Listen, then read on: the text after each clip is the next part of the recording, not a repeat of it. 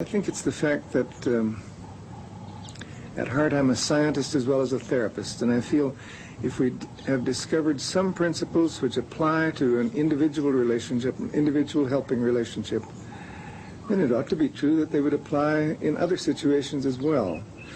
And we've found that that is very much true in education, for example, that the teacher who can create a trusting kind of climate, an understanding kind of climate for the class gets much more productivity, much more creativity out of the students.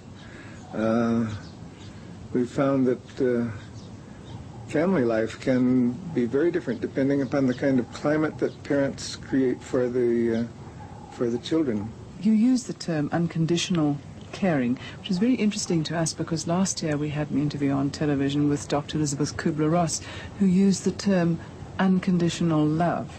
I think there are moments when a teacher feels that way towards students, really feels, really, you're quite a group, I like you as you are. Okay, that creates a very desirable climate. Parents certainly feel that way at times. And it's at those times that growth, change, self-understanding are most likely to occur. With what's happening in the world today, there seems to be a great absence of unconditional caring. Very definitely. I feel that a great many of the problems of the world, probably including terrorism, come about because of the fact that so many people today are alienated, feel no one cares, no one understands, no one gives a damn.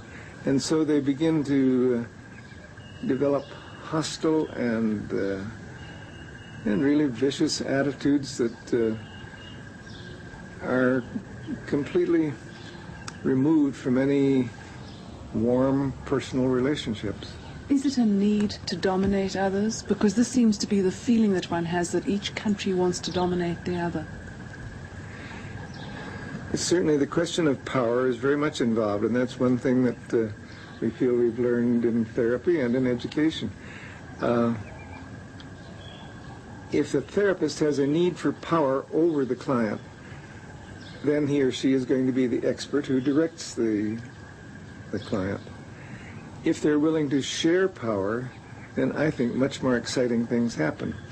And that's been my experience too in teaching, that some teachers seem to feel a need for power over the group, and so that's the way they operate. If they can get to the point where they're willing to share power with the members of the group, then people become more confident, more self-directing, more creative, more exciting things happen.